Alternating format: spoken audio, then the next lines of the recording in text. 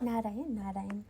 आज हम पढ़ रहे हैं मानस मुक्तावली बालकांड की संक्षिप्त टीका भाग 1 तात्विक विवेचना बाय युग तुलसी पद्म भूषण परम पूज्य डॉक्टर श्री राम किंकर जी महाराज।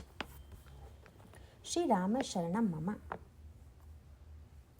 बैठे वरासन राम जानकी मुदित मन दशरथ भये, तन पुल की पुनि पुनि देखी अपने सुकृत सुर तरु फल नये। भरी भुवन रहा उछाहू राम बिबाहू, भा सब ही कहा के ही भांति बरने सिरात रसना, एक यह मंगल महा। तब जनक पाई वशिष्ठ आय सुव्याह साज संवारी कई, मांडवी श्रुति कीरति उर्मिला कुंवरी लई हंकारी कई। कुस केतु कन्या प्रथम जौ, गुणशील सुख शोभामयी। सब रीति प्रीति समेत करी, सो ब्याहि नृप भरतहि त्यई। जानकी लघु भगिनी सकल, सुंदरी शिरोमणि जानिकई। सो तनय दीन ही ब्याहि लखन ही, सकल विधि सन्मानिकई। जहि राम श्रुति की रति सुलोचिनी, सुमुखी सब गुण आगरी। सो दई रिपु सूदन ही, भूपति रूप सील उजागरी। अनुरूप बर दुलहिनी परस्पर, लखी सकुच ही हर्ष ही। सब मुदित सुंदरता सराहही, सुमन सुर गण बरसही। सुंदरी सुंदर बरन सह, सब एक मंडप राजही। जनु जीव उर चार्यों अवस्था, विभुन सहित विराजही। मुदित अवधपति सकल सुत, बंधुन समेत निहारी। जनु पाए महिपाल मनी, क्रियन सहित फल चारी। अर्थ: श्री राम और जानकी को वरासन पर बैठा देखकर महाराज श्री दशरथ मन में अत्यंत प्रसन्न हुए। उनके शरीर में रोमांच हो रहा था तथा उन्हें ऐसा प्रतीत हो रहा था कि जैसे कल्प तरु में आज नए फल निकल आए हों। संसार में चारों ओर श्री राम और जानकी के विवाह का उत्साह छा गया। सभी लोग उस दिव्य सुख का गान कर रहे हैं। इस महान रसमय मंगल का वाणी के द्वारा कौन व्यक्ति वर्णन कर सकता है। तब वशिष्ठ जी की आज्ञा पाकर महाराज श्री जनक मांडवी, श्रुत कीर्ति और उर्मिला को भी मंडप में बुलवाते हैं। महाराज श्री कुश केतु की प्रथम कन्या, जो गुण, शील, सुख और शोभा की मूर्ति थी, महाराज श्री ने उन्हें प्रेम से विधि पूर्वक श्री भरत से ब्याह दिया। श्री जानकी जी की छोटी बहन और समस्त सुंदरियों में शिरोमणि उर्मिला को हर प्रकार से सम्मानित कर श्री लक्ष्मण को अर्पित किया, जिनका नाम श्रुति कीर्ति है, जो सुंदर नेत्रों वाली हैं, सुमुखी हैं और जो समस्त गुणों की आगरी हैं। उनको महाराज श्री ने शत्रुघ्न जी को अर्पण किया। वर और कन्याएं परस्पर एक दूसरे को देखकर संकुचित और हर्षित हो रहे हैं। सभी दर्शक इस दिव्य झांकी की सुंदरता का वर्णन करते हैं और देवता आकाश से पुष्प वर्षा कर रहे हैं। सब वर और कन्या एक मंडप में ऐसे सुशोभित होते हैं कि जैसे जीव के अंतःकरण में चारों अवस्थाएं अपने स्वामियों के साथ विराजमान हों। महाराज श्री दशरथ समस्त वधुओं के साथ पुत्रों को देखकर ऐसे प्रसन्न हुए जैसे उन्होंने क्रियाओं के सहित चारों फल पा लिए हों। भगवान श्री राम और श्री जानकी जी का विवाह संपन्न होने के पश्चात तीनों राजकुमारियों का विवाह एक साथ संपन्न होने का वर्णन उपर्युक्त छंद में किया गया है। यद्यपि यह अटपटी सी बात है कि यदि चारों राजकुमारों का विवाह होना है तो उसे एक साथ संपन्न क्यों नहीं किया गया। श्री राघवेंद्र और श्री सीता का विवाह संपन्न होने के पश्चात तीनों राजकुमारों का एक साथ विवाह बड़े ही तात्विक संकेतों वाला है। वस्तुतः गोस्वामी जी घटनाक्रम का केवल एक ऐतिहासिक चित्र ही प्रस्तुत नहीं करते, अपितु इसके माध्यम से वे रामचरितमानस के दार्शनिक और सैद्धांतिक स्वरूप का चित्र भी हमारे अंतःकरण में अंकित कर देना चाहते हैं। आगे चलकर इस विवाह को दो दार्शनिक सूत्रों के माध्यम से प्रस्तुत किया गया है। प्रथम है जनु जीव उर चारिहु अवस्था, विभुन सहित विराजहि। चारों वधुएं राजकुमारों के साथ ऐसी सुशोभित हो रही हैं कि जैसे चारों अवस्थाएं अपने विभुओं के साथ विराजमान हों। अवस्थाओं के क्रम से यदि इनका नामकरण किया जाए तो श्री सीता तुरीयावस्था है, मांडवी स्वप्नावस्था है, श्रुतकीर्ति सुषुप्ति अवस्था है और उर्मिला जी जागृत अवस्था है। इसी क्रम से यदि इनके स्वामियों के रूप पर विचार करें तो तुरीयावस्था के स्वामी ब्रह्म श्री राम हैं, स्वप्नावस्था के स्वामी प्राज्ञ श्री भरत हैं, सुषुप्ति अवस्था के स्वामी तेजस श्री शत्रुघ्न हैं और जागृत अवस्था के स्वामी विश्वरूप श्री लक्ष्मण हैं। ये केवल उपमाएं ही नहीं हैं, अपितु राम तापनीय उपनिषद में तो इनका वर्णन भी चारों अवस्था और उनके स्वामियों के रूप में ही किया गया है। व्यक्ति अपने व्यवहार में इनमें से प्रतिदिन जिन 3 अवस्थाओं का साक्षात्कार करता है वे हैं जागृति, स्वप्न और सुषुप्ति। किंतु जब तक तुरीयावस्था और उसके स्वामी ब्रह्म का साक्षात्कार जीव नहीं कर लेता तब तक उसके जीवन में समग्र धन्यता नहीं आ सकती। अतः गोस्वामी जी ने यहाँ पर जिन अवस्था क्रम का उल्लेख किया है वह बड़ा ही सांकेतिक है। अन्य अवस्थाओं और उनके स्वामियों के विवाह की समस्या जटिल नहीं है, क्योंकि जागृति, स्वप्न और सुषुप्ति का साक्षात्कार तो व्यक्ति को होता ही रहता है, परंतु तुरीयावस्था व्यक्ति को दृष्टिगोचर नहीं होती। तुरीयावस्था में ब्रह्म तत्व साक्षात्कार होने पर ही व्यक्ति में भेद बुद्धि का अभाव हो जाता है। यद्यपि कोई योगी सर्वदा तुरीयावस्था में ही निवास नहीं कर सकता, समाधि से निकलकर व्यवहार की भूमि में आने पर उसे भी अन्य लोगों की ही भांति जागृति, स्वप्न और सुषुप्ति का अनुभव करते हुए देखा जाता है, किंतु यह साम्य केवल व्यवहार की भूमि पर ही दिखाई देता है। तुरीयावस्था में दृश्य के स्थान पर दृष्टा का साक्षात्कार होता है। यह दृष्टा ही समस्त अवस्थाओं का प्रकाशक है। परम प्रकाशक का साक्षात्कार किए बिना अवस्थाओं का भेद परस्पर विरोधी और दुखदायी प्रतीत होता है। तुरीयावस्था में ही व्यक्ति को विविधता में एकता का सच्चा बोध होता है। भगवान राम और श्री सीता का विवाह शाश्वत होते हुए भी व्यवहार भूमि पर सबसे कठिन प्रतीत हो रहा था। धनुर्भंग के रूप में अज्ञानांधकार का विनाश होने पर ही तुरीय ब्रह्म के मिलन का पथ प्रशस्त हुआ। तत्वज्ञ जनक का सारा ध्यान इसी विवाह पर केंद्रित था। इस विवाह के पश्चात अन्य राजकुमारियों का विवाह बिना किसी कठिनाई के संपन्न हो जाता है। जनक को कृतकृत्यता का बोध तो धनुर्भंग के तत्काल बाद ही हो जाता है। उसके पश्चात तो केवल व्यवहार की भूमि पर शेष क्रियाकलापों के संपन्न होने की प्रक्रिया मात्र ही शेष थी।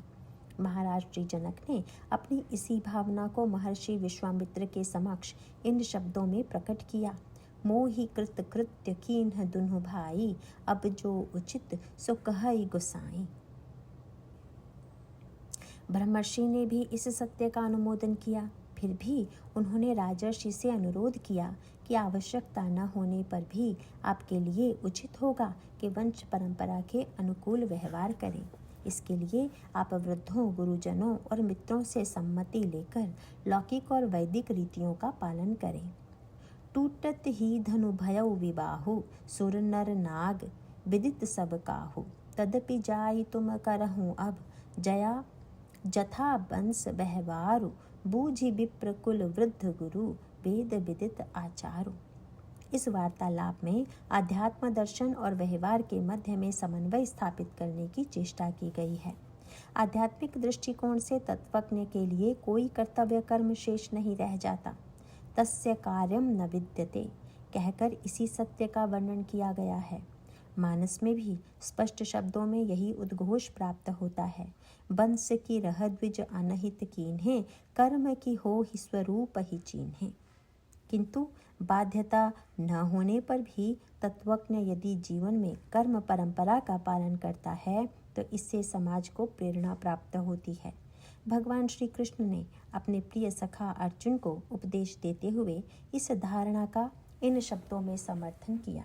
हे अर्जुन, मेरे लिए कर्तव्य की कोई बाध्यता नहीं है, फिर भी मैं अपने जीवन में कर्तव्य कर्मों का पालन करता हूँ, क्योंकि जन साधारण का यह स्वभाव है कि अपने से श्रेष्ठ लोगों को वह जैसे कर्म करते हुए देखता है वैसा ही आचरण स्वयं भी करता है। यदि मैं कर्तव्य कर्मों का पालन न करूं तो उससे प्रजा को निष्क्रियता की प्रेरणा प्राप्त होगी।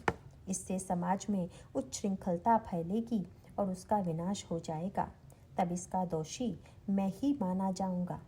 सत्पुरुषों का यह कर्तव्य है कि वह अग्नि और कर्मासक्त जनों में भेद बुद्धि उत्पन्न न करे, अपितु स्वयं भी अपने आचरण के द्वारा लोगों के अंतःकरण में कर्तव्य कर्म की प्रेरणा प्रदान करे। यथाचरति श्रेष्ठस्ततत् देवेतरो जनः स यत् प्रमाणं कुरुते लोकस्तदनुवर्तते। न मे पार्थास्ति कर्तव्यं त्रिषु लोकेषु किंचन नानावाप्तमवाप्तव्यं वर्त एव च कर्मणि। यदि ह्वयं न वर्तेयं जातु कर्मण्यतन्द्रितः मम वर्तमानुवर्तन्ते मनुष्या पार्थ सर्वशः। उत्सीदीये युरिमे लोका न कुर्यात् कर्म चेदहं शङ्करस्य च कर्तास्याम् उपहन्यामि महाप्रजाः। सक्ता कर्मण्य विद्वांसो यथा कुर्वन्ति भारत कुर्यात् विद्वांस तथा सक्तः चिकीर्षि लोकसंग्रहम्। न बुद्धिर्भेदं जनयेदाज्ञानां कर्मसंगिनां जोषयेत् सर्वकर्माणि विद्वान युक्त समाचरन्। गीता चैप्टर 3 श्लोक 26। विश्वामित्र और जनक के संवाद में भी इसी सिद्धांत का समर्थन किया गया है। द्रौपदी के स्वयंवर में मत्स्य वेद के बाद जय माल के अर्पण की प्रक्रिया संपन्न होते ही अर्जुन द्रौपदी को लेकर चले आते हैं। यहाँ भी स्वयंवर के पश्चात श्री राम जनक नंदिनी के साथ अयोध्या लौट सकते थे। यदि ऐसा हुआ होता तो पारमार्थिक दृष्टि से इसमें कोई अनुचित्य न होता, किंतु लौकिक और वैदिक परंपराओं के पालन के लिए महाराज श्री दशरथ यदि बारात लेकर न आते तो चारों भाइयों के विवाह का यह दिव्य सौभाग्य जनकपुर वासियों को प्राप्त न होता। तुर्यावस्था में ब्रह्म का साक्षात्कार करने के बाद योगी जब व्यवहार की भूमि पर आता है तब उसके द्वारा जागृति, स्वप्न और सुषुप्ति अवस्थाएं भी सार्थक हो जाती हैं। यहाँ चारों अवस्थाओं और उनके स्वामियों के विषय में कुछ विचार कर लेना उपयुक्त होगा। चारों भाई परस्पर एक दूसरे से अनुराग करते हुए पृथक पृथक जोड़ी के रूप में दिखाई देते हैं। भगवान श्री राम और लक्ष्मण एक साथ रहते हैं और श्री भरत शत्रुघ्न एक साथ। इसका तात्पर्य है कि जागृति अवस्था और तुर्यावस्था के स्वामी तथा स्वप्नावस्था एवं सुषुप्ति अवस्था के स्वामी एक साथ रहते हैं। यह स्वाभाविक भी है। व्यक्ति को समाधि में प्रवेश पाने के लिए जागृति अवस्था का आश्रय लेना होगा। जागृति अवस्था में ही व्यक्ति समाधि की भूमि में प्रवेश करता है। इसीलिए श्री लक्ष्मण और श्री राम का एक साथ होना स्वाभाविक ही है। दूसरी ओर स्वप्न का दर्शन व्यक्ति को सुषुप्ति में ही होता है। अतः स्वप्नावस्था और सुषुप्ति अवस्था के स्वामी श्री भरत और शत्रुघ्न का साथ रहना भी सर्वथा उचित ही है। इसी प्रकार यदि रूप, वर्ण आदि की दृष्टि से विचार करें तो श्री राम और श्री भरत का रूप रंग बिल्कुल एक जैसा है। भरत राम ही की अनुहारी, सहसा लखी न सकहि नर नारी। ठीक इसी प्रकार सामाधिक और स्वप्नावस्था में एक अद्भुत साम्य है। समाधि अवस्था में जहाँ पर विश्व प्रपंच का निषेध होने पर भी व्यक्ति को ध्यान राज्य में अद्भुत अनुभूतियाँ होती हैं, ठीक उसी प्रकार स्वप्नावस्था में भी बाह्य प्रपंच न होते हुए भी व्यक्ति को अनेकानेक दृश्य दिखाई देते हैं। चारों अवस्थाओं की इस चतुष्टयी के साथ ही गोस्वामी जी इस विवाह को फल और क्रिया के रूप में भी प्रस्तुत करते हैं। मुदित अवधपति सकल सुत बंधुन समेत निहारी जनु पाए महिपाल मणि क्रियन सहित फलचारी। महाराज श्री जनक की अनुभूति को वे गोस्वामी जी चारों अवस्थाओं एवं उनके स्वामियों के रूप में देखते हैं। महाराज श्री जनक वेदांत निष्ठ हैं, इसीलिए उनके अंतःकरण की अनुभूति को चारों अवस्थाओं और उनके स्वामियों से संबद्ध करना सर्वथा स्वाभाविक ही है। दूसरी ओर महाराज श्री दशरथ सकामता के सर्वश्रेष्ठ स्वरूप हैं। अतः उनकी आनंदानुभूति के लिए गोस्वामी जी ने 4 पदार्थों का वर्णन किया। वे 4 पदार्थ हैं अर्थ, काम, धर्म और मोक्ष। तथा इन चारों की क्रिया के रूप में यज्ञ, श्रद्धा, योग और ज्ञान का वर्णन किया जाता है। महाराज श्री दशरथ को ऐसा प्रतीत हुआ कि जैसे आज मुझे चारों क्रियाओं की चारों फलों के साथ उपलब्धि हो गई है। भगवान श्री राघवेंद्र मोक्ष के प्रतीक हैं, सो श्री भरत धर्म के, श्री लक्ष्मण काम के और श्री शत्रुघ्न अर्थ के प्रतीक हैं। किंतु श्री राम और भरत साथ नहीं रहते, अपितु लक्ष्मण श्री राम के अनुगामी हैं, शत्रुघ्न श्री भरत के। इसका तात्पर्य यह है कि अर्थ और काम को धर्म और मोक्ष के द्वारा नियंत्रित किया जाना चाहिए। अर्थ को धर्म का अनुगामी होना चाहिए और काम को मोक्ष का। यदि अर्थ स्वतंत्र होगा, धर्म का अनुगमन नहीं करेगा, तो स्वभावतः उसके द्वारा अनेक अनर्थों की संभावना है। किंतु वही अर्थ जब धर्म के द्वारा लोक कल्याण की दिशा में प्रेरित होता है, तब वह दान का रूप धारण करके लोगों की समस्याओं का समाधान करता है, लोगों को संतुष्टि देता है। इसीलिए शत्रुघ्न सर्वथा मौन रहकर श्री भरत की सेवा में संलग्न रहते हैं। व्यक्ति जब धन के मद में उन्मत्त होता है, तब वह अत्यंत वाचाल हो जाता है। धनमद मत्त परम वाचाला, उग्र बुद्धि उर्दंभ विशाला। शत्रुघ्न का मौन यह प्रकट करता है कि धर्म नियंत्रित अर्थ कभी मदोन्मत्त नहीं होता। इसीलिए उनके जीवन में वाणी का विनिमय है ही नहीं। वे तो मूक भाव से धर्म के संकेत पर अपनी सेवाओं को प्रस्तुत करते हैं। यद्यपि श्री लक्ष्मण को काम कहना अटपटा सा प्रतीत होता है, किंतु इसका तात्पर्य यह है कि काम यदि संसार की दिशा में प्रेरित करता है, तो काम की यही वृत्ति अपने सर्वोत्कृष्ट रूप में मोक्ष सुख की ओर भी ले जाती है। यह काम है क्या? जब पुरुष और स्त्री में एक दूसरे से मिलन की आकांक्षा जागृत होती है, तब उसे हम काम की संज्ञा देते हैं। और मोक्ष का तत्व भी तो यही है, जीव और ब्रह्म की अभिन्नता का बोध। इसीलिए उपनिषदों में ब्रह्म सुख की तुलना उसी दृष्टांत के द्वारा की गई है जिसे हम स्त्री पुरुष के मिलन के रूप में मानते हैं। यथा पुरुष जायायाः संपरिष्यक्तः बाह्याभ्यंतरम किंचन न वेद। जैसे व्यक्ति अपनी स्त्री से आलिंगित होकर बाह्य और आभ्यंतर सभी कुछ भूल जाता है, उसी प्रकार तत्वविद ब्रह्म से एकाकारता प्राप्त करके सब कुछ विस्मृत कर देता है।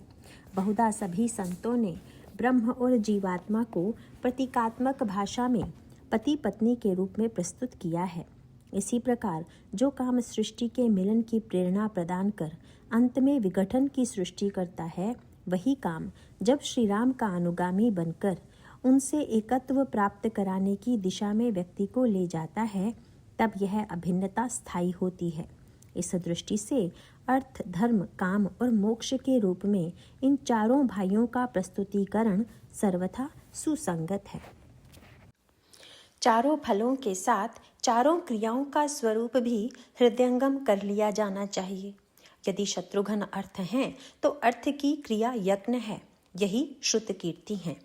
अर्थ की क्रिया विशेषतः हम व्यापार से संबद्ध करके देखने के अभ्यस्त हैं, किंतु इसे यज्ञ क्रिया से संबद्ध करना हमारी संस्कृति का आदर्श है। इसका तात्पर्य है कि जब व्यक्ति व्यापार द्वारा अर्थ संचय करना चाहेगा, तब उसके द्वारा संचित अर्थ अनर्थ की दिशा में प्रेरित करेगा। यज्ञ की क्रिया का तात्पर्य है आदान प्रदान का चक्र। जब व्यक्ति वस्तु को केवल अपने लिए ही नहीं, अपितु यज्ञ चक्र के रूप में प्राणी मात्र के लिए परिवर्तित कर देता है, तभी अर्थ की सच्ची सार्थकता है। यज्ञ चक्र ही सारे समाज के लिए मूल आधार है। अतः अर्थ के साथ व्यापारिक क्रिया के स्थान पर यज्ञ क्रिया को संबद्ध किया जाना चाहिए। काम की क्रिया क्या है? काम की क्रिया को शास्त्र योग के रूप में वर्णित करते हैं। काम की क्रिया भोग है, यह तो सभी जानते हैं, किंतु काम की क्रिया योग है, यही यथार्थ दृष्टि है। भोग का आनंद वस्तुतः एकाग्रता का ही आनंद है, और योग भी व्यक्ति को इसी एकाग्रता की ओर प्रेरित करता है। यह बात और है कि भोग के द्वारा प्राप्त तन्मयता के लिए किसी बाह्य आलंबन की अपेक्षा है, और योग में जिस एकाग्रता और तन्मयता का वर्णन किया जाता है वह निरपेक्ष है, किंतु एकाग्रता की अनुभूति दोनों में समान है। यदि इस एकाग्रता का तत्व एक कामी व्यक्ति भी जान ले तो उसके अंतःकरण में आनंद के सच्चे केंद्र का ज्ञान होकर धन्यता प्राप्त होगी। अतः काम की क्रिया के रूप में भोग के स्थान पर योग का वर्णन ही हमारी संस्कृति के अनुरूप है। धर्म की क्रिया हम कामना से संबद्ध कर देते हैं। बहुधा व्यक्ति कामनाओं से प्रेरित होकर धर्म का आचरण करता है। अतः जब वह कामना से प्रेरित होकर धर्म का आचरण करता है तब उसका धर्म अस्थायी होता है, क्योंकि कामना की पूर्ति में बाधा होते ही या अधर्म के मार्ग से अधिक सरलता पूर्वक कामना की पूर्ति का लोभ आते ही व्यक्ति धर्म से विचलित हो जाता है। इसलिए धर्म की क्रिया श्रद्धा द्वारा प्रेरित होनी चाहिए। जहाँ श्रद्धा होती है वहाँ पर व्यक्ति कामना की पूर्ति नहीं अपितु अंतःकरण की प्रेरणा से ही धर्म पथ में आरूढ़ होता है, और श्रद्धायुक्त अंतःकरण से किया जाने वाला धर्म स्थायी और शाश्वत सिद्ध होता है। श्रद्धा बिना धर्म नहीं होई से यही संकेत प्राप्त होता है। मोक्ष का तात्पर्य बंधन से छूटना है। स्वतंत्रता को कौन नहीं चाहता, पर अधिकांश लोगों के जीवन में यह स्वतंत्रता उच्छृंखलता का पर्यायवाची बन जाती है। ऐसी स्थिति में जब कोई व्यक्ति मुक्ति के नाम पर असद आचरण की प्रेरणा देता है तब वह मोक्ष न होकर बंधन का हेतु बन जाता है। मोक्ष का तात्पर्य मनमाना आचरण नहीं है। मानस में कलयुग के ज्ञानियों का वर्णन करते हुए इस मनमाने आचरण पर आक्षेप किया गया है। कलयुग में तो वे ही ज्ञानी माने जाते हैं जिन्होंने अभेद को परस्त्री गमन या दूसरों के धन पर आधारित करने के लिए स्वीकार किया है। परतीय लंपट कपट सयाने मोह द्रोह ममता लपटाने तेई अभेदवादी ज्ञानी नर देखा में चरित्र कलयुग कर। जब व्यक्ति ज्ञान के द्वारा सत्य का साक्षात्कार करता है कि एकमात्र अद्वितीय ब्रह्म को छोड़कर अन्य कुछ भी नहीं है, तब स्वभावतः बंधन की अनुभूति सर्वथा समाप्त हो जाती है। इस प्रकार यह विवाह एक ही मंडप में चारों अवस्थाओं और उनके स्वामियों का वर्णन है, मिलन है। दूसरी ओर यह विवाह अर्थ, धर्म, काम और मोक्ष का उनकी क्रियाओं के साथ सामंजस्य भी प्रस्तुत करता है। गोस्वामी जी ने इस विवाह की पद्धति में व्यवहारिक सूत्र के भी बड़े मधुर संकेत किए हैं। जिस समय महाराज श्री जनक कन्याओं को मंडप में आमंत्रित करते हैं, उस समय जिस क्रम से उनका नाम स्मरण किया गया है वह है मांडवी, श्रुतकीर्ति, उर्मिला, कुंवरी, लई, हंकारिकई। यहाँ पर अवस्था क्रम का ध्यान नहीं रखा गया है। मांडवी, श्रुतकीर्ति और उर्मिला में उर्मिला का नाम सबसे अंत में लिया गया है। यहाँ भी चारों भाइयों के नामकरण की परंपरा का ही पालन किया गया है। जिस प्रकार नामकरण के प्रसंग में चारों भाइयों में श्री लक्ष्मण का नामकरण सबसे अंत में किया गया है, उसी प्रकार यहाँ भी सबसे अंत में उर्मिला के नाम का स्मरण किया गया। उर्मिला महाराज श्री जनक की अपनी पुत्री हैं। मांडवी और श्रुतकीर्ति उनके भाई श्री कुशकेतु की कन्या है। अतः महाराज श्री के द्वारा जब कन्याओं को बुलाया जाता है तब वे अपनी कन्या को सबसे अंत में बुलाते हैं। यही शिष्ट और शालीन परंपरा है। श्री जानकी भगवान श्री राम के सर्वथा अनुरूप हैं।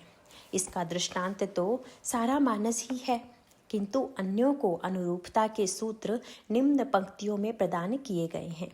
श्री मांडवी की विशेषता बताते हुए गोस्वामी जी ने कहा है, कुसकेतु कन्या प्रथम जो गुणशील सुख शोभामयी सब रीति प्रीति समेत करी सो ब्याही नृप भरतहि दई। उनके अनेक गुणों के साथ साथ उनके शील गुण का मुख्य रूप से स्मरण किया जाता है। श्री भरत की अनुरूपता के लिए शील गुण से बढ़कर कोई गुण हो ही नहीं सकता। श्री भरत शील के मूर्तिमान रूप हैं। उनकी प्रिया वही हो सकती हैं जिसमें शील गुण विद्यमान हो। श्री उर्मिला के परिचय में सबसे अनोखा वाक्य है, जानकी लघु भगिनी। यह परिचय वस्तुतः परंपरा के अनुकूल नहीं है। जब भी किसी कन्या का परिचय दिया जाता है तब उसके पिता का स्मरण किया जाता है। फिर विवाहित होने पर प्रिया के रूप में और पुत्रवती होने के पश्चात उसका स्मरण माँ के रूप में किया जाता है। श्री किशोरी जी ने पार्वती जी की वंदना में इन्हीं तीनों संबंधों का उल्लेख किया है। जय जय जय गिरिवराज किशोरी, जय महेश मुख चंद चकोरी, जय गज बदन षडानन माता। उचित तो यह होता कि परंपरा का पालन करते हुए उर्मिला का परिचय श्री जनक जी की पुत्री के रूप में दिया जाता, पर उनका परिचय श्री सीता की छोटी बहन के रूप में दिया गया। यह मानो श्री लक्ष्मण की निष्ठा का ही निर्वाह है, क्योंकि उनको वही प्रिय होगा जिसका श्री सीता और राम से संबंध होगा। अतः जानकी लघु भगिनी के द्वारा श्री लक्ष्मण की प्रियता की सर्वोत्कृष्ट कसौटी बताई गई है। श्रुत कीर्ति का वर्णन इस रूप में किया गया है। जेहि नाम श्रुत कीरति सुलोचनी, सुमुखी सब गुण आगरी। श्रुत कीर्ति सुलोचना है, सुमुखी है एवं समस्त गुणों की आगरी है। शत्रुघ्न की वंदना इस रूप में की गई है। रिपुसूदन पद कमल नमामि, सूर सुशील भरत अनुगामी। जैसे श्री भरत के अनुगामी के रूप में शत्रुघ्न गुणों के पुंज हैं, उसी प्रकार श्रुत कीर्ति भी गुणों की आगरी हैं। शत्रुघ्न का जीवन महान मौन का चरित्र है, मुखरता सौंदर्य का दोष है। श्रुत कीर्ति में भी उसका अभाव है। नाम शत्रुघ्न वेद प्रकाशा, और श्रुत कीर्ति का तात्पर्य है वेद की कीर्ति। यदि शत्रुघ्न वेद प्रकाशा हैं तो वे भी वेद की कीर्ति हैं, इसीलिए यह जोड़ी सर्वथा उचित है। इस मंडप में संपन्न होने वाले ये विवाह वस्तुतः भारतीय हिंदू संस्कृति की समग्रता का ही स्वरूप प्रकट करते हैं। यही व्यक्ति की आंतर और बाह्य उपलब्धि का प्रतीक है। आंतर जीवन में चारों अवस्थाओं की अनुभूति और बाह्य जीवन में चारों फलों की उपलब्धि के द्वारा स्वार्थ और परमार्थ दोनों की पूर्ति का संकेत इन विवाहों के माध्यम से किया गया। गाथे महामुनि मोर मंजुल, अंग सब चित चौरही, पुर नारी सुर सुंदर ही बरही, बिलो की सब तिन तोरही। मणि बसन भूषण बारी आरती, करही मंगल गावही, सुर सुमन बर सही सूत मागध, बंदी सुजस सुनावही। को हर बरही आने कुंवर कुंवरी, सुवासिन ही सुख पाई कई। अति प्रीति लौकिक रीति लागी, करन मंगल गाई गई। लह कौरी गौरी सिखाव राम ही, सीय सन सारद कहीं। रनिवास हास विलास रस बस, जन्म को फल सब लहई। निज पानी मनि मह देखी अति, मूरति स्वरूप निधाव की। चालती न भुज वल्ली विलोकनी, विरह भय वस जानकी। कौतुक विनोद प्रमोद प्रेम न, जाई कही जानहि अली। बर कुंवरी सुंदर सकल सखी, लवाई जनवासे ही चली। तेहि समय सुनिय असीस जहाँ तह, नगर नभ आनंद महा। चिर जियहु जौरी चारु चारयो, मुदित मन सब ही कहा। जोगेंद्र सिद्ध मुनीस देव, बिलो की प्रभु दुंदुभि हनी। चले हर्षि बरसी प्रसून, निज निज लोक जय जय जय भनी। श्री राघवेंद्र के सुंदर मोर में बड़े बड़े रत्न जड़े हुए थे। उनके अंगों की शोभा सबका चित्त चुरा रही थी। नगर की सभी नारियां और देव सुंदरियां दूल्हे श्री राम को देखकर तृण तोड़ रही थी। वह अनेक प्रकार के मणि वस्त्र और आभूषण न्योछावर करके आरती उतारती हुई मंगल गीत गा रही थी। देवता पुष्प वर्षा कर रहे थे तथा सूत मागध और भाट उनके यश का वर्णन कर रहे थे। तब सुहागिनी स्त्रियां प्रसन्न होकर चारों दूल्हों तथा चारों वधुओं को कोहबर में ले गईं, जहां वे मंगल गीत गाते हुए बड़े प्रेम से लौकिक रीतियां करने लगीं। कोहबर में श्री राम को पार्वती जी तथा श्री सीता जी को सरस्वती जी लहकौरी सिखा रही थीं। इस प्रकार रनिवास में हास विलास के रस में डूबी हुई सभी स्त्रियां अपना अपना जन्म सफल मान रही हैं। अपने हाथ के मणि के कंकण के रूप में निधान श्री राम की परछाई देखकर श्री जानकी जी अपनी भुजा को विरह के भय के कारण नहीं हिलाती हैं। उस समय के आमोद प्रमोद का वर्णन नहीं किया जा सकता। उसे तो केवल वे ही स्त्रियां जानती थी जो वहां उपस्थित थीं। उसके पश्चात सखियां बरों, दूल्हों और वधुओं को जनवासे की ओर ले चलीं। उस समय जहाँ जिसे देखो वही उन्हें आशीर्वाद दे रहा था। सब प्रसन्न मन से यही मना रहे थे कि ये चारों जोड़ियां चिरंजीवी हों। योगी राज, सिद्ध, मुनीश्वर और देवता सब प्रभु को देखते ही नगाड़े बजाते, फूल बरसाते और प्रसन्न चित्त से जय जयकार करते हुए अपने अपने लोकों को लौट गए। श्री राघवेंद्र के मंगलमय विवाह की वैदिक विधि से संपन्नता के पश्चात तुलसी ने लौकिक रीति में किए जाने वाले कोहबर के विनोदमय प्रसंगों का उपर्युक्त छंदों में वर्णन किया है। तुलसी ने मानस सर से निकलने वाली कविता सरिता के दो किनारों का वर्णन किया है। वे दो तट हैं, लोक और वेद। इन दो किनारों के बीच कविता सरिता बहती रहती है। एक और ऐसे अनेक ग्रंथ हैं जिनका प्रणयन शुद्ध वैदिक परंपरा के अनुकूल है। पुराणों और स्मृतियों को इसी कोटि में रखा जा सकता है। दूसरी ओर लोकगीतों में जन जीवन की अभिव्यक्ति देखी जा सकती है। तुलसी के काव्य में इन दोनों का समन्वय विद्यमान है। वैदिक परंपरा का मुख्य उद्देश्य समाज का नियमन है। संविधान के अभाव में व्यक्ति उच्छृंखल होकर मनमाने आचरण पर उतर आता है। इसीलिए स्मृतियों के रूप में एक संविधान की सृष्टि की गई, जिसे आधार बनाकर राजा को सुव्यवस्थित रूप में राष्ट्र को चलाना चाहिए। किंतु नियमन का अतिरेक जीवन को कारागार के रूप में परिवर्तित कर देता है। साधारण व्यक्ति उससे उबता है, उससे निकल भागने का अवसर ढूंढता है। विवेकी व्यक्ति यह अवसर उसे स्वेच्छा से प्रदान कर देता है। ये जनजीवन में हास उल्लास के क्षण होते हैं। किसी भी व्यक्ति या समाज को इनसे वंचित करना उसे जड़ यंत्र बना देने की चेष्टा है। रामचरितमानस में वेदों को परम प्रमाण के रूप में स्वीकार किया गया है। इसे नदी का मुख्य किनारा कह सकते हैं। नदी के दो किनारों में से एक किनारे को स्पर्श करता हुआ जल निरंतर बहता रहता है। नदी का दूसरा किनारा धारा से दूर होता है।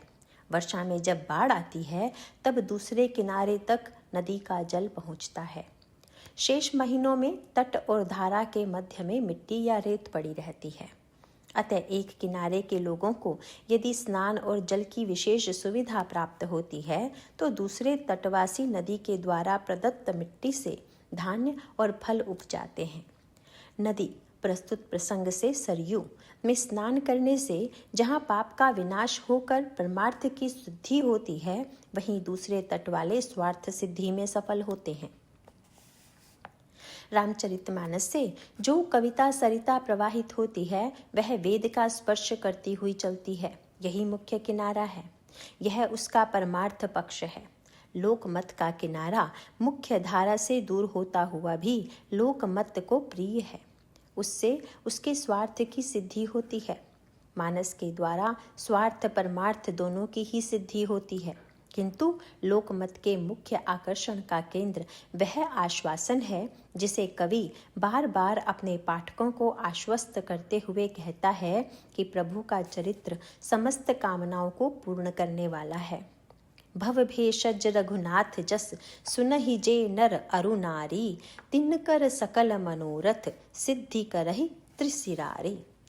पूरे मानस में वेद मर्यादा के संरक्षण का ध्यान रखते हुए भी गोस्वामी जी ने लोकमत की कहीं उपेक्षा नहीं की है। भगवान राम के विवाह में यही समन्वय सूत्र सामने आता है। विवाह मंडप में समस्त शास्त्रीय विधियों का पालन किया गया है। स्वयं वेद ब्राह्मणों के वेश में प्रकट होकर विवाह की विधि बतलाते हैं। अग्निदेव प्रत्यक्ष आहुति स्वीकार करते हैं। होम समय तनु धरि अनल, अति सुख आहुति लेहि, विप्रवेश धरि वेद सब कही विवाह विधि देहि। किंतु इसके बाद आनंद की जो बाढ़ आती है वह लोकमत के कूल तक उमड़ पड़ती है। मंडप में शास्त्रीय विधि भले ही संपन्न हो गई हो, किंतु अभी तो कोहबर में जाकर लोक रीति को भी समादृत करना होगा, तभी विवाह की समग्रता संपन्न होगी। विवाह मंडप में मंत्रोच्चारण के स्थान पर कोहबर जनकपुरी की ललनाओं के हास्य और विनोद भरे वाक्यों से गूंज उठता है। विवाह के मंडप में गुरुजनों की मुख्यता है, वहाँ विधि है, मर्यादा है। यह विवाह का धर्म पक्ष है, किंतु विवाह का द्वितीय पक्ष काम है। इसका प्रतिनिधित्व नारियां करती हैं। यहाँ गुरुजनों की उपस्थिति की कोई आवश्यकता नहीं है। यहाँ के देवता अनोखे हैं।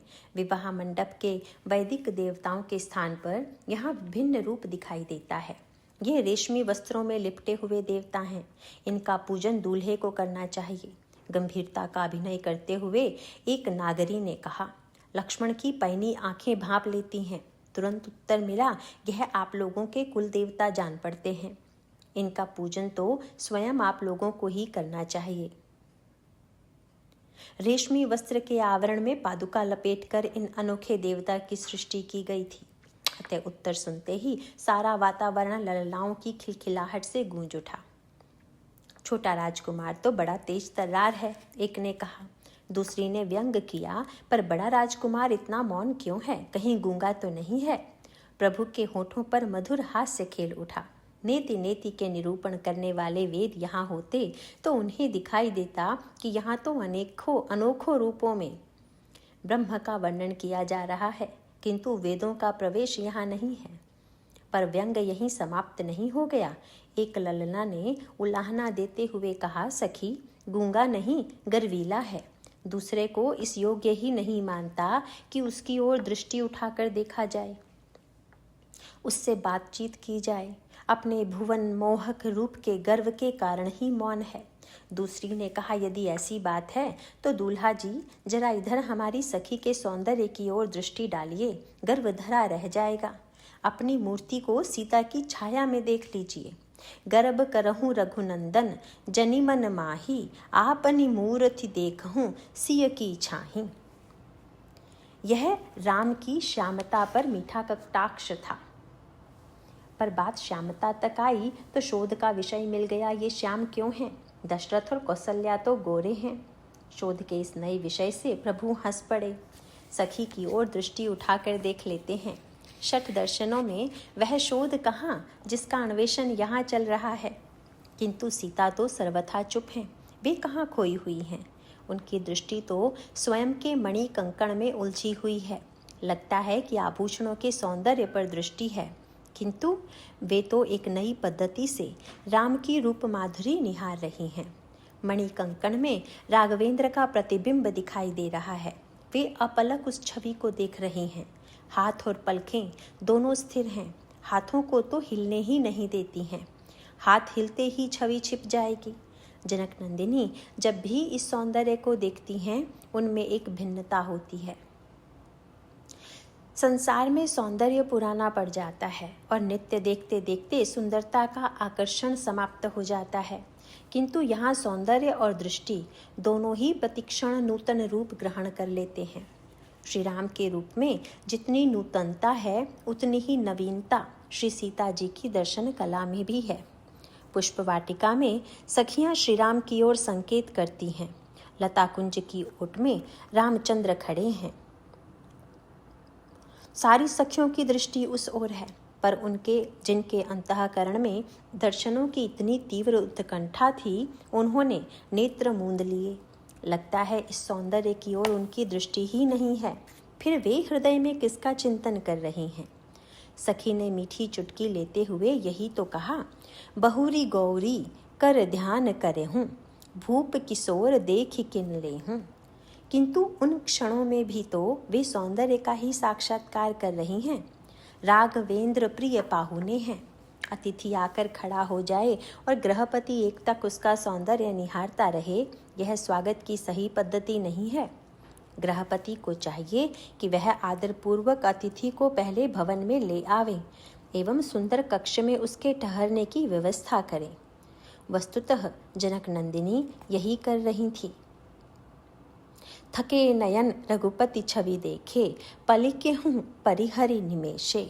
अधिक स्नेह देह भय भोरी, सरद ससी जनु चितव चकोरी। लोचन मग रामहि उर आनी, दीन्हे पलक कपाट सयानी। किंतु यहाँ प्रभु दो रूपों में प्रकट हो रहे हैं। एक रूप में वे किशोरी जी के हृदय मंदिर में विराजमान हैं, परंतु दूसरे स्वरूप में लता कुंज से निकलकर बाहर आते हैं। लता भवन ते प्रगट भे, तेहि अवसर दो भाई। निकसे जनु जुग विमल विधु, जलद पटल बिलागाई। सखियां आग्रह करती हैं, इन्हें देखिए, समस्या बड़ी जटिल है। लली भीतर निहारे या बाहर। उचित यही प्रतीत हुआ कि दृष्टि खोलकर लता कुंज के द्वार पर खड़े हुए श्री राम का भी स्वागत किया जाए। हृदयस्थ ब्रह्म विश्राम कर रहा है, उसके बाहर चले आने की आशंका नहीं है। किंतु लता भवन से प्रकट रामभद्र को तो कुछ क्षणों में ही महर्षि विश्वामित्र के पास लौट कर जाना है। कहीं इसमें उन्हें उपेक्षा का बोध ना हो। जनकपुर के आतिथ्य में उन्हें कमी ना जान पड़े, इसीलिए वे कपाट खोलकर कौशल्यानंदन का स्वागत करती हैं। सकुच सीय तब नयन उघारे, सन्मुख दो रघु सिंह निहारे। स्वागत में समय का भान न रहा। सखियां विलंब से भयभीत हो उठीं। चलने का सांकेतिक आग्रह किया गया। पुनिया उब एहि बेरियां काली, अस कही मन बिहसी एक आली। गूढ़ गिरा सुनि सिय सकुचानी, भयउ विलंब मातु भय मानी। कहाँ तो श्री किशोरी जी को राजकुमार के चले आने की कल्पना थी, किंतु यहाँ तो पहले स्वयं ही जाना पड़ रहा है। पग आगे की ओर बढ़ रहे हैं, किंतु दृष्टि पीछे की ओर लगी हुई है। सखियां इस तरह चलने का कारण पूछती हैं। उत्तर मिला, इस वाटिका के मृग, वृक्ष और पक्षी इतने आकर्षक हैं कि इन्हें छोड़कर घर जाने का मन ही नहीं होता। किंतु यह तो बहाना मात्र था। वे तो एक नई ही पद्धति के रूप रस का पान कर रही थी। देखन मिसमृग विहंग तरु, फिरई बहोरी बहोरी। निरखी निरखी रघुबीर छवि, बाढ़ही प्रीति न थोरी। धनुष यज्ञ के मंडप में उन्होंने एक भिन्न कौशल से श्री राघवेंद्र की रूप माधुरी को देखा। इकटक रूप निहारने के स्थान पर वे चंचल नेत्रों से राम को देखती हैं। एक बार उनकी दृष्टि राम की ओर जाती है, दूसरी ही क्षण वे पृथ्वी की ओर देखने लग जाती हैं। प्रभु ही चितई पुनि चितव मही, राजत लोचन लोल। खेलत मन सिज मीन जुग, जनु विधु मंडल डोल। उन्हें राघवेंद्र के चंचल स्वरूप की ही आवश्यकता थी। यह उनकी व्याकुलता का भी परिचायक था। आंखों में व्याकुलता के मेघ घिर आए। वर्षा ऋतु में अतिथि को झूले पर झुलाया जाता है। नेत्रों की चंचलता में झूला झुलाने की कल्पना साकार हो उठी। यद्यपि लगता तो यही था कि झूला केवल नेत्र ही झूल रहे थे, किंतु उन आंखों में तो राम की छवि छाई हुई थी। विवाह मंडप में यह रूप दर्शन एक और ही भिन्न पंक्ति से हो रहा था। वहां भी दृष्टि स्थिर नहीं थी। गुरुजनों की मर्यादा की दृष्टि से भी यह उपयुक्त न होता। राम की सौंदर्य सरिता में जनक नंदिनी की आंखें मत्स्य के समान क्रीड़ा कर रही थी। मछली क्षण भर के लिए भी स्थिर नहीं होती, किंतु वह प्रत्येक स्थिति में जल में ही समाई रहती है। जल से पृथक होकर वह क्षण भर के लिए भी जीवित नहीं रह सकती। जल की प्यास किसे नहीं होती।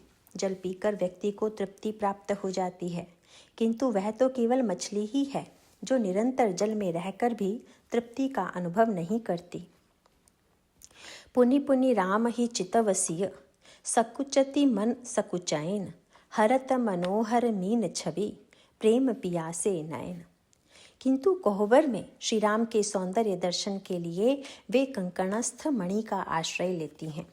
विवाह मंडप में भांवरी के समय एक अनुपम झांकी बन गई थी। मंडप में लगे हुए मणि स्तंभों में सीताराम की छवि प्रतिबिंबित हो रही थी। मंडप में बैठे हुए लोग प्रतिक्षण गुप्त और प्रकट होते हुए इस युगल रूप सौंदर्य का साक्षात्कार कर रहे थे। सभी रूप रस में सराबोर थे। सब अपनी सुध बुध खो बैठे। राम सिय सुंदर प्रतिछाही, जगमगात मणिखंबन माही। मनहु मदन रति धरि बहु रूपा, देखत राम बिबाहु अनूपा। दरस लालसा सकुच न थोरी, प्रगटत दुरत बहोरी बहोरी। भये मगन सब देख निहारे, जनक समान अपान बिसारे। विदेहजा उस अनुपम दृश्य का आनंद नहीं ले पाई थी, क्योंकि वे स्वयं ही उस दृश्य की एक अंग थी। किंतु कोहबर में अवसर पाते ही वे कंकण में स्थित मणि के माध्यम से उस दृश्य का किंचित रसास्वादन करती हैं। वहाँ मणि स्तंभ स्थिर था, रूप चल, किंतु यहाँ राम का रूप स्थिर है। मणि कंकण धारण करने वाले हाथ के हिलने की संभावना प्रतिक्षण बनी हुई है। अतः संयोग में भी वियोग का भय सता रहा है। विवाह का मंडप मानो जनक जैसे तत्वज्ञ का अंतःकरण है। वहाँ स्थिरता है, व्याकुलता की अनुभूति का प्रश्न ही वहाँ नहीं है। ज्ञानी ब्रह्म और माया के दिव्य लुका छिपी के खेल से आनंद का अनुभव हो रहा है, किंतु कोहबर प्रीति का प्रतिनिधित्व करता है। प्रीति में नूतनता और व्याकुलता की अनुभूति कभी समाप्त नहीं होती। ज्ञानी का ब्रह्म, धनी का धन है, किंतु भक्तों का आराध्य प्रियतम उनके लिए दरिद्र के धन की भांति है, जिसे वह भय के कारण प्रतिक्षण गिनता और संभालता रहता है। सुनु सठ सदा रंक के धन, जो छिन छिन प्रभु ही संभार रही। कोहबर में सखियां हास उल्लास में डूबी हुई हैं, किंतु श्री सीता एक साथ संयोग वियोग के दिव्य भाव राज्य में समाई हुई हैं। वेद के प्रतिपाद्य ब्रह्म का यह विलक्षण स्वरूप कोहबर में ही प्राप्त होता है। पावा परम तत्व जनु जोगी, अमृत लहु जनु संतत रोगी। जन्म रंक जनु पारस पावा, अंधहि लोचन लाभ सुहावा। मूक बदन जनु सारद छाई, मानहु समर सूर जय पाई। एहि सुख ते सत कोटि गुण, पावहि मातु आनंद। भाइन सहित विवाहि घर, आए रघुकुल चंद। अर्थ, मानो योगी को परम तत्व प्राप्त हो गया हो, या सतत रोगी को अमृत मिल गया हो, या जन्म के दरिद्र ने मानो पारस पा लिया हो, अथवा अंधे व्यक्ति को सुहावने नेत्र मिल गए हों, मानो गूंगे के मुख में सरस्वती विराजमान हो गई हों, या योद्धा ने युद्ध में विजय पा ली हो। माताएं तो इन सब सुखों से भी 100 करोड़ गुना अधिक आनंद प्राप्त कर रही हैं, क्योंकि आज रघुकुल के चंद्र श्री राम अपने भाइयों के साथ विवाह करके घर लौटे हैं। अयोध्या में आनंद उमड़ पड़ा। विवाह के पश्चात बारात लौटकर श्री अवध में आ गई। माताओं के अंतःकरण में सुख समा नहीं रहा है। पूर्ण चंद्र के उदय से जैसे समुद्र में लहरों का प्रवाह उमड़ पड़ता है, माताओं के हृदय की दशा भी ठीक इसी प्रकार की है। कवि की लेखनी भी उस आनंद में हिलोरें लेती हुई उस सुख की अनुभूति की अभिव्यक्ति के लिए उपमाओं का अन्वेषण करती है, किंतु उसे ऐसा प्रतीत होता है कोई भी उपमा और दृष्टांत उस आह्लाद को प्रकट करने में समर्थ नहीं है। दिव्यानंद की इस अनुभूति को प्रकट करने के लिए कवि ने सर्वप्रथम योगी का स्मरण किया। माताओं को वैसा ही दिव्य सुख प्राप्त हुआ जैसा परम तत्व की उपलब्धि के बाद योगी को होता है। योग शब्द मिलन के अर्थ में प्रयुक्त किया जाता है। युज्यते इति योगः। योग जीव और ब्रह्म के मिलन का पथ प्रशस्त करता है। सृष्टि में प्रतिक्षण अनेक पदार्थों से संयोग की अनुभूति होती है, किंतु यह संयोग अस्थायी सिद्ध होता है। वस्तुतः विजातीय वस्तुओं का मिलन होने के नाते वह स्थायी हो भी नहीं सकता। जीव ब्रह्म का ही अंश है। प्रकृति का प्रत्येक पदार्थ उसके स्वरूप से भिन्न है। प्रकृति के पदार्थों से मिलने का उसका यह प्रयास उसमें दुख की सृष्टि करता है, क्योंकि वह उन वस्तुओं को पकड़े रहना चाहता है जिन्हें रोक पाना संभव नहीं है। यह संसार है। संसरणम संसारः। जो सरक जाए वह संसार है। इस यथार्थ की अनुभूति होने पर योगी प्रकृति के पदार्थों से विमुख होकर पूर्ण से एकत्व का प्रयास करता है। प्रकृति के पंचतत्वों के स्थान पर परम तत्व का साक्षात्कार ही योगी का लक्ष्य है। जैसे नदी समुद्र में विलीन होकर परम प्रशांत स्थिति में पहुंच जाती है, उसी प्रकार आत्मा भी परमात्मा तत्व से एकत्व की अनुभूति के पश्चात सर्वथा शांत हो जाता है। यह विवाह तो योग के सच्चे तत्व की अभिव्यक्ति करता है। तत्वज्ञ जगन्नाथ के मंडप की तुलना जीव के अंतःकरण से हुए गोस्वामी जी भावना की भाषा में इसी सत्य की ओर इंगित करते हैं। सुंदरी सुंदर बरहन सह सब एक मंडप राज ही, जनु जीव उर चारेव अवस्था विभुन सहित विराज ही। माताओं की तुलना योगियों से की गई है। चारों राजकुमारों के रूप में वेद तत्व उन्हें उपलब्ध ही था। नामकरण करते हुए वशिष्ठ ने इनका प्रतिपादन इसी रूप में किया था। धरे नाम गुरु हृदय विचारी, वेद तत्व नृप तव सुतचारी। किंतु विवाह के पश्चात ही माताओं को इस परम तत्व की उपलब्धि का बोध हुआ। परमात्म तत्व को व्यक्ति को नित्य उपलब्ध है, उसका वियोग कभी होता ही नहीं। किंतु भ्रांति के कारण नित्य निकट होते हुए भी वह दूर जान पड़ता है। निकट ही रहत दूरी जनु खोयो, आनंद सिंधु मध्य तब बासा, बिनु जाने कसमर सी पियासा। विनय पत्रिका। इस अज्ञान जन्य भ्रांति के निवारण के लिए ही साधक गुरु का आश्रय लेता है। श्रवण और मनन के पश्चात योगाभ्यास के द्वारा जब वह निदिध्यासन की स्थिति में पहुंचकर समाधि में स्थित होता है, तब उसे आत्म साक्षात्कार के रूप में ब्रह्म तत्व का बोध होता है। माताओं की स्थिति भी ठीक इसी प्रकार की है। गुरु वशिष्ठ के द्वारा रामभद्र के तात्विक स्वरूप का वर्णन किए जाने पर भी माताओं के अंतःकरण में यह तत्व ज्ञान सुस्थिर नहीं होता। वधू रूप में श्री सीता के आगमन के पश्चात परम तत्व की यह उपलब्धि सहज बन जाती है। श्री सीता मूर्तिमती तुर्यावस्था हैं। बिना तुर्यावस्था में प्रवेश किए साधक को भ्रांति रहित परमार्थ तत्व का बोध हो ही नहीं सकता। माताओं को श्री किशोरी की कृपा से ही इसकी उपलब्धि होती है। वे जिन्हें वे अपना पुत्र समझ बैठी थी, वह तो साक्षात ब्रह्म ही था। दूसरा दृष्टांत है संतत रोगी द्वारा अमृत उपलब्धि का। माताओं को वैसा ही सुख प्राप्त हुआ जैसे दीर्घकालीन रोगी को अमृत की प्राप्ति हो गई हो। अमृत लहु जनु संतत रोगी।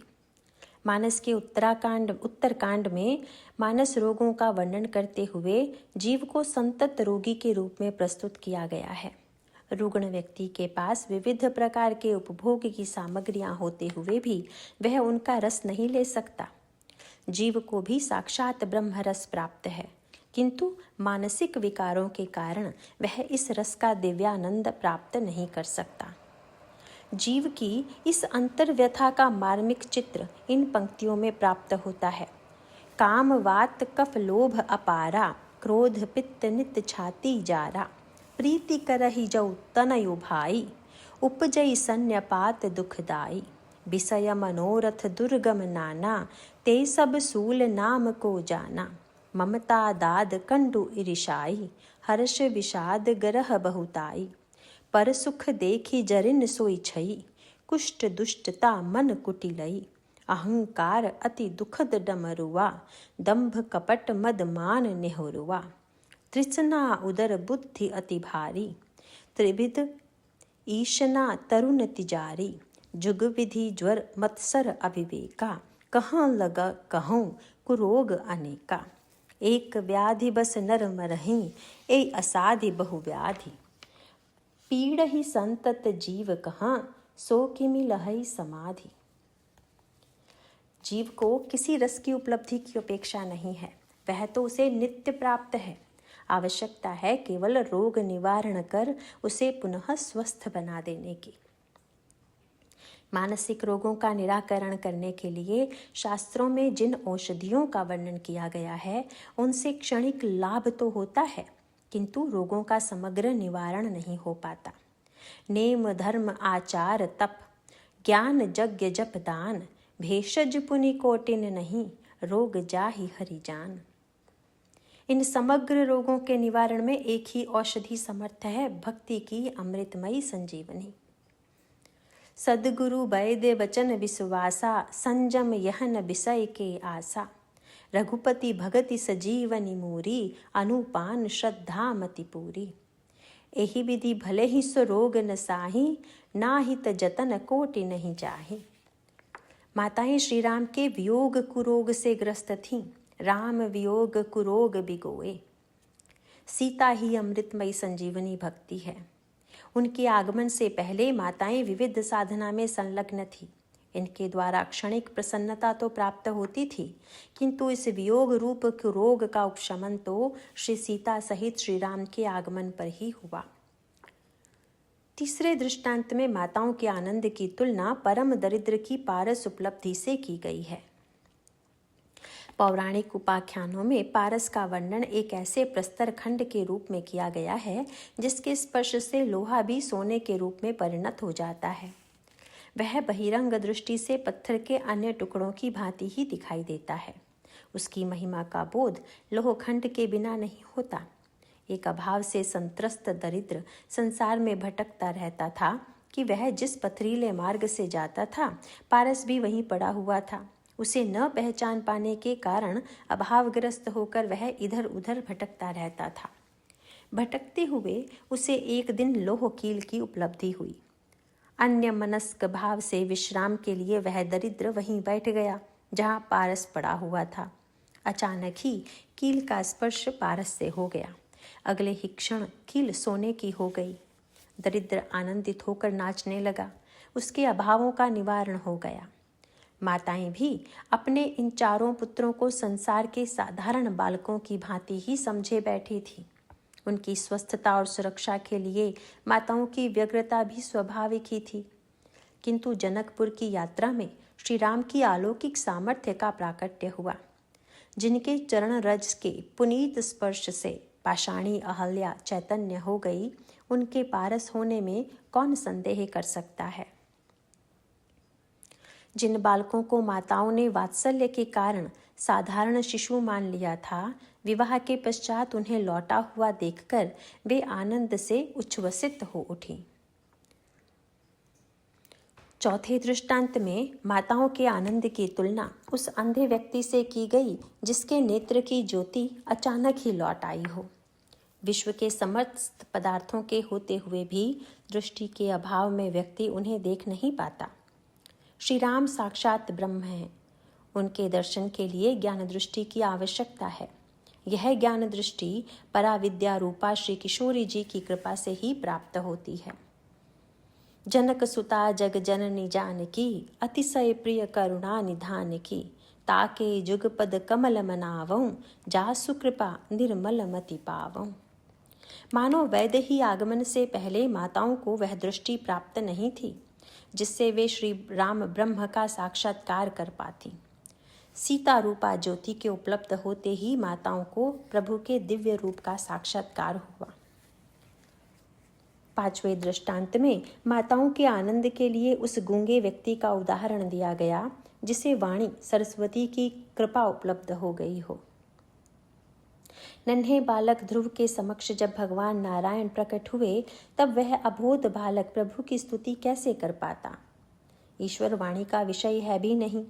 जिस ब्रह्म का वर्णन वेद नेति नेति कहकर करते हैं, नन्हा बालक अपनी अल्प सामर्थ्य से उसका वर्णन कैसे कर सकता था। भगवान ने ही कृपा कर अपने शंख के स्पर्श से ध्रुव की वाणी को चैतन्य कर दिया और तब वह जिन शब्दों में स्तुति करता है, वह प्रभु की वाणी में ही उनके तत्व का उद्बोधन था। माताएं अपनी वाणी के द्वारा श्री राम के तत्व का वर्णन करने में असमर्थ थी। श्री किशोरी जी साक्षात परावाक हैं। कोटि कोटि सरस्वती उनके अंश से उद्भूत होती हैं। उनके आगमन से माताएं भगवत तत्व के अनिर्वचनीय स्वरूप को वाणी के माध्यम से गा उठीं। छठे दृष्टांत में माताओं के आनंद के लिए युद्ध विजेता वीर का उदाहरण दिया गया है। एक वीर को युद्ध में विजय प्राप्त करने के बाद जिस उत्साह और आनंद की अनुभूति होती है, माताओं को भी विवाहित श्री राम को देखकर उसी प्रकार का आनंद प्राप्त हुआ। रामचरितमानस में बाह्य शूरता की अपेक्षा आंतरवीरता को अधिक महत्व दिया गया है। भगवान श्री राम अरण्य और लंका दोनों ही कांडों में अंतर मन के शत्रुओं को जीतने वाले व्यक्ति को ही वीर स्वीकार करते हैं। तात तीन अति प्रबल खल काम क्रोध अरु लोभ, मुनि विज्ञान धाम मन बरहि निमिष मह क्षोभ। महा अजय संसार रिपु जीति सकई सो वीर, जाके असरथ होई दृढ़ सुनहु सखा मति धीर। किंतु आंतरिक शत्रुओं को जीतने के बाद उपलब्धि के रूप में क्या प्राप्त होता है, इसका वर्णन उत्तरकांड में किया है। बिरति चर्म असि ज्ञान मद, लोभ मोह रिपु मारि, जय पायई सोई हरि भगति, देखो खगेश विचारि। श्री राम जनकपुर से विजेता बनकर लौटे हैं। विजय में उपलब्ध भक्ति देवी उनके साथ हैं। इसके बाद दूसरे दृष्टांत का प्रयोग करने पर भी कवि को पूरा संतोष नहीं होता, इसीलिए इस सुख के 100 करोड़ गुने आनंद की कल्पना उन्हें करनी पड़ती है। एहि सुख ते सतकोटि गुण, पावहि मातु आनंद, भाईन सहित विवाही घर, आए रघुकुल चंद।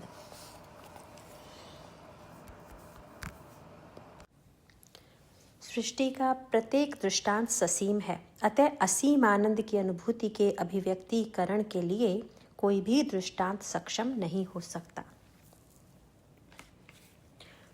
निज गिरा पावनी करण कारण, राम जसु तुलसी कहौ, रघुबीर चरित अपार बारिधि, पारु कवि कौनई लहौ।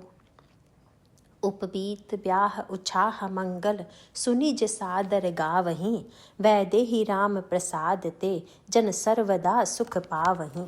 सिय रघुबीर विवाहु, जे सप्रेम गावहीं सुनहीं, तिन्ह कहूँ सदा उछाहूँ, मंगलायतन राम जस। अर्थ, अपनी वाणी पवित्र करने के लिए ही तुलसीदास ने राम के यश का वर्णन किया है। अन्यथा राम का चरित्र तो इतना अपार समुद्र है कि उसका पार कौन कवि पा सका है। जो लोग राम के यज्ञोपवीत और विवाह के मंगलमय उत्सव का वर्णन आदर के साथ सुनेंगे और वर्णन करेंगे, वे लोग राम और जानकी की कृपा से सदा सुख ही सुख पाते रहेंगे। राम के विवाह की कथा जो प्रेम के साथ कहेंगे या सुनेंगे, उन्हें राम का मंगलमय यश सदा आनंद और उत्साह देता रहेगा। प्रथम सोपान की फलश्रुति को गोस्वामी जी ने उपर्युक्त छंद और दोहे में ग्रथित किया। ईश्वर मन और वाणी का विषय नहीं है। मन समेत जेहि जान न बानी, तर की न सकहि सकल अनुमानी। भगवान राम ने माया की व्याख्या करते हुए इंद्रिय और मन दोनों के क्रियाकलापों को माया राज्य के अंतर्गत ही बताया है। गो गोचर जहाँ लगी मन जाई, सो सब माया जानेहु भाई। ऐसी स्थिति में यह प्रश्न होना स्वाभाविक ही है कि दृष्टिगोचर होने वाले सगुण साकार ब्रह्म को भी माया राज्य के अंतर्गत ही तो मानना होगा। भक्त यदि मन से भगवान के किसी रूप विशेष का चिंतन करेगा तो इस सिद्धांत के अनुरूप उसे भी मायिक ही स्वीकार करना होगा। वाणी के द्वारा की जाने वाली ईश्वर की स्तुति और लीला का वर्णन भी मिथ्या ही सिद्ध होंगे। तब तो सारे उपासना शास्त्र का प्रयोजन ही समाप्त हो सकता है। इसका उत्तर 2 रूपों में दिया जा सकता है। ईश्वर का रूप मायिक नहीं है, क्योंकि इसका सृजन ईश्वर अपने ही संकल्प से दिव्य सच्चिदानंद वपु के रूप में करता है। विप्रधेनु सुर संत हित, लीन मनुज अवतार, निज इच्छा निर्मित तनु, माया गुण गोपार। इस दोहे में मायिकता के भय का निराकरण करने के लिए ही माया गुण गोपार शब्दों का प्रयोग किया गया है। ईश्वर माया के स्वामी हैं। अपने विलक्षण माया के द्वारा उन्होंने इस सृष्टि का निर्माण किया है, किंतु जब वे इस विश्व में स्वयं अवतरित होते हैं तब माया की कृति के रूप में जन्म नहीं लेते।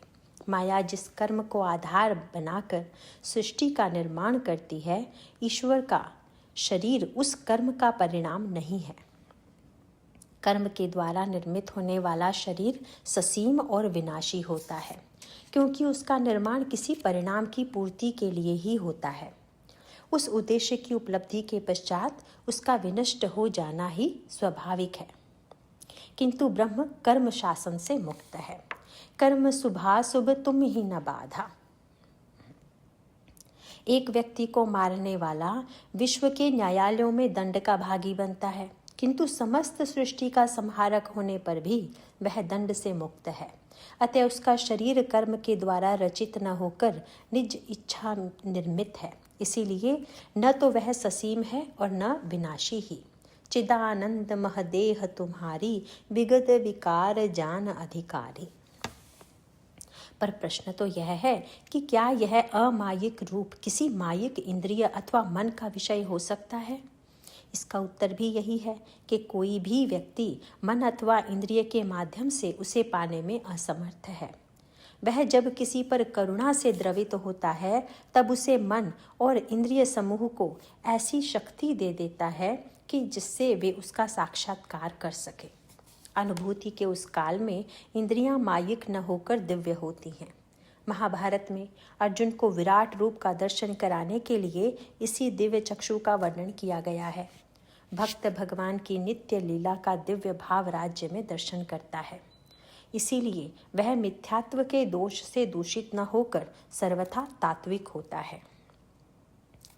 जग पे खन तुम देख निहारे, विधि हरि शंभु न चाव निहारे।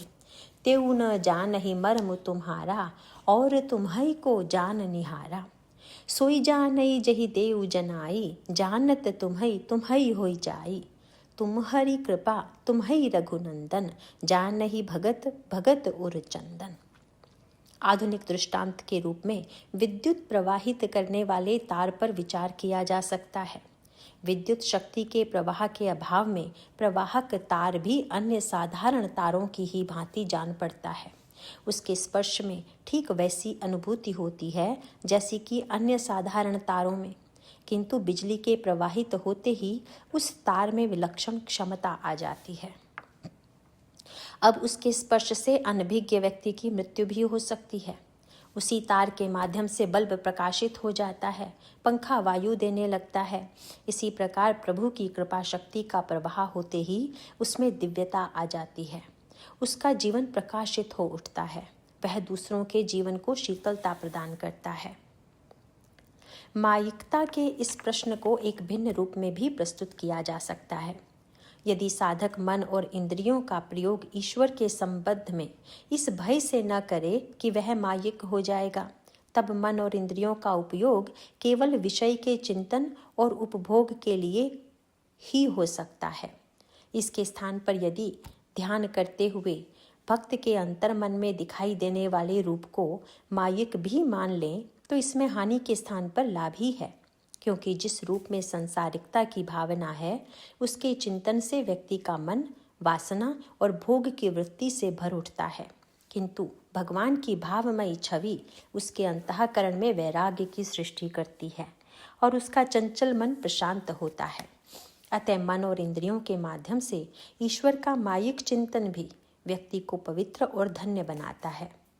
यदि वाणी का उपयोग ईश्वर की स्तुति और उसके चरित्र के वर्णन में नहीं किया जाएगा, तब उसकी उपयोगिता केवल सांसारिक व्यक्तियों की निंदा स्तुति में ही रह जाएगी, जिससे केवल राग द्वेष और संघर्ष की सृष्टि होगी।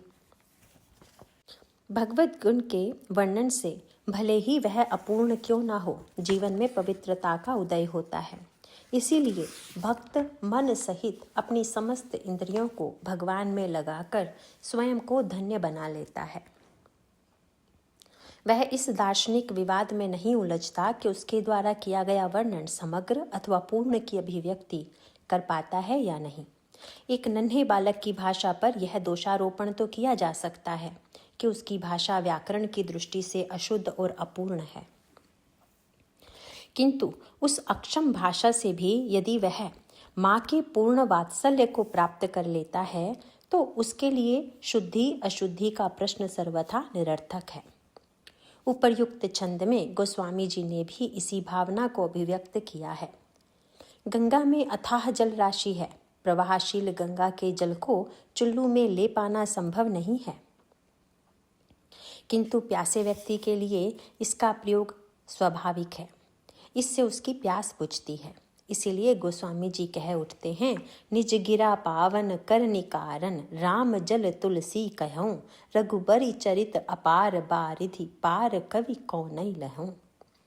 वे प्रत्येक व्यक्ति को इस दिव्य जल के पान के लिए आमंत्रित करना चाहते हैं। भगवद रस के रसिक तो स्वतः इस दिशा में आकृष्ट होंगे ही, किंतु वे उन व्यक्तियों के अंतःकरण में भी प्रलोभन उत्पन्न करना चाहते हैं जो सकाम हैं। जैसे बालक को पढ़ाई की ओर आकृष्ट करने के लिए माँ मिठाई का प्रलोभन देती है और मन लगाकर पढ़ने पर उसे मिष्ठान्न देकर अपने वचन की रक्षा करती है, उसी तरह गोस्वामी जी भी फलश्रुति का यह प्रलोभन सकाम व्यक्तियों को देते हैं। उनका यह दृढ़ विश्वास है कि इस प्रलोभन से प्रेरित होकर जो लोग प्रभु के मंगलमय विवाह चरित्र का श्रवण पठन करेंगे, उनका जीवन भी मांगलिकता से पूर्ण हो जाएगा। बौद्धिकता के अतिरेक में जो लोग पाठ की निरर्थकता की युति युक्त विश्लेषण करते हैं, वे जीवन की समग्रता से परिचित नहीं हैं। समझने का अपना एक अलग महत्व भले ही हो, किंतु सब कुछ वही नहीं है। संगीत की दोनों विधाओं में श्रोता को दो भिन्न प्रकार के आनंद की अनुभूति होती है। संगीत की एक विधा में श्रोता स्वर के साथ साहित्य के अर्थ का आनंद भी पाता है, किंतु शास्त्रीय संगीत में वह शब्द के स्थान पर स्वर के सहज प्रवाह में तन्मय हो जाता है। इसी प्रकार गोस्वामी जी कहीं समझने का आमंत्रण देते हैं तो कहीं केवल गायन का। जेई कहत गावत सुनत समुझत, परम पद नर पावई। विवाह संगीत प्रधान है, इसीलिए वे इस प्रसंग के फलश्रुति में भी गायन को ही मुख्य स्थान देते हैं। सिय रघुबीर विवाह, जे सप्रेम गावही सुनहि, तिन्ह कर सदा उछाह, मंगलायतन राम जसु। यहाँ पे पार्ट 1 बुक समाप्त होती है। नारायण नारायण।